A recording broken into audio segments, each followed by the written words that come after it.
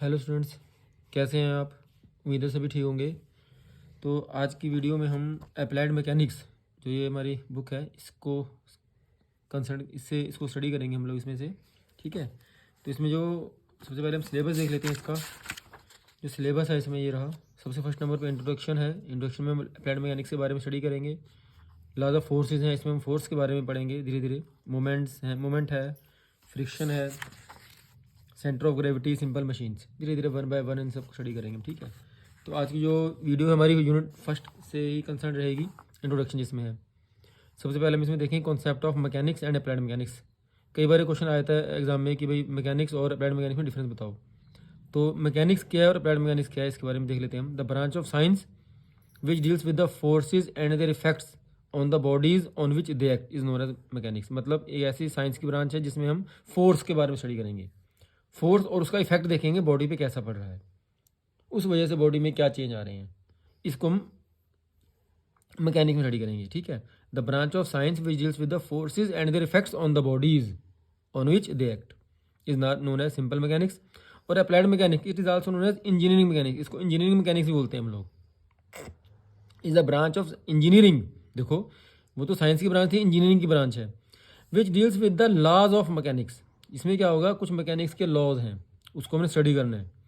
As applied to solution of engineering problems. जब कभी किसी इंजीनियरिंग में जाएंगे हम, तो उसमें कुछ प्रॉब्लम्स आएंगे, अगर उसका सॉल्यूशन इसमें मिलेगा हमें। ठीक है, तो हमने अप्लाइड मैकेनिक्स को पढ़ना है। मतलब क्या है, हमने सॉल्यूशन की तरफ जाना है। कहीं हमें कुछ कहाँ कहाँ प्रॉब्लम आ रही है, फोर्स लगाया हमने, उस वजह से बॉडी में कुछ चेंज आए, तो कहीं पे कुछ प्रॉब्लम्स आएंगी इंजीनियरिंग में, तो उसको हम सॉल्यूशन हमें इसमें मिलेगा। दोबारा पढ़ दूँ। Applied mechanics is also known as engineering mechanics is the branch of engineering which deals with the laws of mechanics as applied to the solution of engineering problems. मतलब क्या, अगर मैं मैकेनिक्स और अप्लाइड मैकेनिक्स के बारे में कहूँ तो mechanics is purely the theoretical study of forces. सिर्फ थ्योरेटिकल स्टडी है ये, and their effects on the body, whereas applied mechanics deals with the study of actual applications of law of mechanics to solve various engineering problems. ठीक है, तो ये दोनों चीज़ें आपको पता होनी चाहिए, अच्छे से आपने याद करनी है अच्छे से। ठीक है, उसके बाद ब्रांच ऑफ अप्लाइड मैकेनिक्स, दो टाइप की ब्रांच है अप्लाइड मैकेनिक्स, स्टैटिक्स और डायनेमिक्स। ठीक है, स्टैटिक्स और डायनेमिक्स। स्टैटिक्स आपने वर्ड सुना होगा स्टैटिक्स के बारे में, जो बॉडी रेस्ट में रहती है। डायनेमिक्स मतलब मोशन में होना। ठीक है, तो वही बात है। The branch of applied mechanics which deals with the forces and their effects while acting upon bodies which are at rest. आपने ये बात लिखनी है अच्छे से, आपको नंबर मिल जाएंगे। एक नंबर में, दो नंबर में अगर कुछ आएगा तो इसमें आपको नंबर मिल जाएंगे फिर। ठीक है, बात क्लियर अच्छे से। थोड़ा इसके बारे में सुनो ध्यान से। और मैंने बोल दिया अगर रेस्ट में बॉडी, तो वो जो स्टैट्स उसमें स्टैटिक्स में आएगा। लेकिन कहता है in this branch of applied mechanics we are concern with the condition of equilibrium of stationary bodies और the bodies which are moving with constant speed. अगर कोई बॉडी कॉन्स्टेंट स्पीड से चल रही है, चल तो रही है, रेस्ट में तो नहीं है, लेकिन अगर वो कांस्टेंट स्पीड से चल रही है तो वो भी सारा स्टैटिक्स में आएगा। अगर बॉडी इक्विलिब्रियम में है, ठीक है, और वो कांस्टेंट स्पीड से चल रही है, तो वो सारी बातें स्टैटिक्स में ही स्टडी करेंगे। डायनेमिक्स, डायनेमिक्स मतलब क्या है, जहाँ पे रेस्ट लिखा था वहाँ पे सिर्फ मोशन आ जाए, सारी बातें वही हैं। The branch of applied mechanics which deals with the forces and their effects while acting upon bodies which are in motion. वहाँ लिखना है विच आर एट रेस्ट, और यहाँ लिखना है which are in motion, is called dynamics. ठीक है, dynamics फिर आगे दो टाइप की है। डायनेमिक्स को फिर तरह में दो पार्ट में डिवाइड कर रखा है। एक है काइनेटिक्स और एक है काइनेमेटिक्स। ये बहुत इंपॉर्टेंट बातें हैं, ये पक्का आती है, एग्जाम पूछी जाती हैं। तो काइनेटिक्स और काइनेमेटिक्स क्या बता दूं आपको। कहता है जब हम फोर्स लगाएंगे बॉडी में, ठीक है, तो बॉडी मोशन में भी आएगी। अगर हमने उस फोर्स को स्टडी करना है जिस वजह से मोशन में आएगा, ठीक है, तो वो काइनेटिक्स में आएगा। वो the branch of dynamics, the branch of dynamics की ब्रांच है, ठीक है, the branch of dynamics which deals with the relationship between motion of bodies and forces causing motion. जिस वजह से वो मोशन में है, जिस फोर्स की वजह से मोशन में है, उसको भी स्टडी करना है। उन दोनों में रिलेशनशिप देखना है हमने। मैंने धीरे फोर्स लगाया तो धीरे मूव करेगी बॉडी, फोर्स ज़्यादा तेज लग गया तो तेजी से मूव करने लग जाएगी बॉडी। ठीक है, बस तो फोर्स को भी ध्यान रखना है हमने, फोर्स और मोशन में रिलेशनशिप देखना है हमने। लेकिन काइनेमेटिक्स में क्या है, हमने उस फोर्स को स्टडी नहीं करना जिस वजह से मोशन में, हमने सिर्फ ये देखना है मोशन में है बॉडी बस।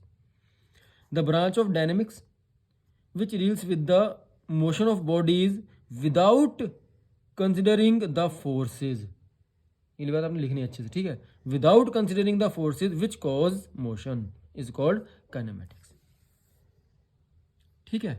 पता लग गया सारा कुछ, सारी बातें, ठीक है। तो ये सारी बातें इस बारे में थी। अब नेक्स्ट हमारा applications of applied mechanics, application कहाँ कहाँ यूज़ होना है, अप्लाइड मैकेनिक्स कहाँ कहाँ यूज़ करना है, उसके लिए यहाँ पे ये आए थे टॉपिक वाली बातें।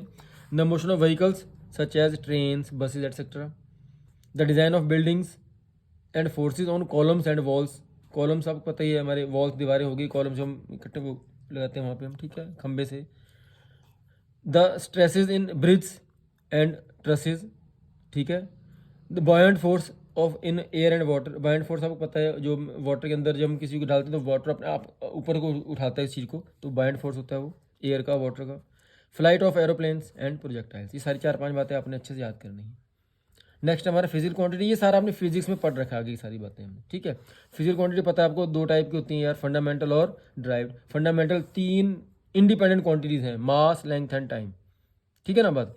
मतलब मेन तो ये 3 है, बाकी हैं सारी जो भी इंडिपेंडेंट होती हैं, इंडिपेंडेंट है सारी, जैसे इलेक्ट्रिक करंट हो गई, टेम्परेचर हो गया, हमने नॉर्मली 3 बातों को फिजिक्स में पढ़ रखा है, मास, लेंथ और टाइम के बारे में। ड्राइव्ड क्वांटिटी जो इनसे ड्राइव्ड होंगी, इनसे मिलके बनेंगी, जो जैसे वेलोसिटी है displacement upon time, length upon time कह सकते हैं उसे हम। मोमेंटम है, मोमेंटम मास इंटू वेलोसिटी होता है मोमेंटम। फोर्स है, मास इंटू एक्सेलरेशन होता है फोर्स। तो दोनों इन्हीं सभी चीज़ों से मिलके जो बने वो ड्राइव्ड क्वांटिटी है।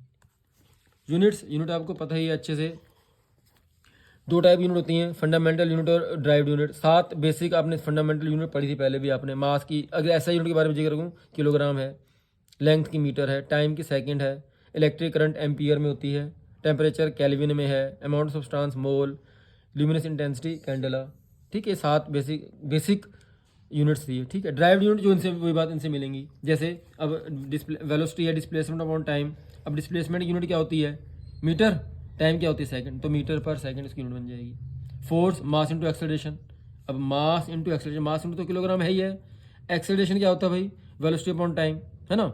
अगर वेलोसिटी ये रहा मीटर पर सेकंड वेलोसिटी हो गया, एक टाइम और आ जाएगा इंटू सेकंड और हो जाएगा, तो क्या हो जाएगा, किलोग्राम मीटर पर सेकंड स्क्वायर हो जाएगा।